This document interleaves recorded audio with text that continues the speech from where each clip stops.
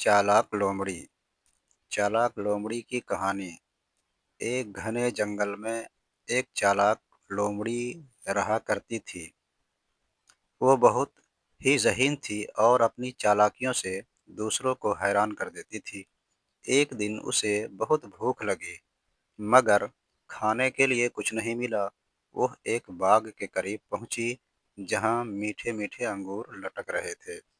लोमड़ी ने अंगूर तोड़ने की बहुत कोशिश की, मगर वह ऊंचाई पर थी। उसने एक तरकीब सोची और एक लकड़ी के डंडे का सहारा लेने की कोशिश की, मगर नाकाम रही।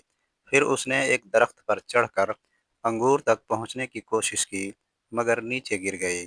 आखिरकार थक हार कर बोली, ये अंगूर तो बहुत ही खट्टे हैं, और वहां से चली गई। कुछ दिन बाद लोमड़ी ने जंगल में एक बूढ़े भेड़िए को देखा, जो बहुत बीमार था। वो समझ गई कि भेड़िया ज्यादा देर जिंदा नहीं रहेगा। वह उसके पास गई और कहने लगी, मैं तुम्हारी मदद कर सकती हूँ। भेड़िया खुश हो गया और बोला, कैसे मदद कर सकती हो? लोमड़ी ने कहा, मैं खरगोश को यहाँ बुलाकर लाती हूँ, तुम उन्हें पकड़ कर खा लेना।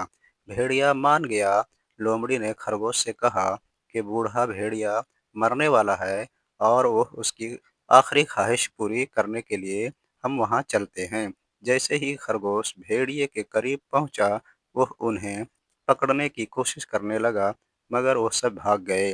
भेड़िया गुस्से में आ गया और लोमड़ी को धोखेबाज कहा। लोमड़ी ने हंसते हुए कहा, चालाकी ही मेरी पहचान है, और वहां से भाग गई।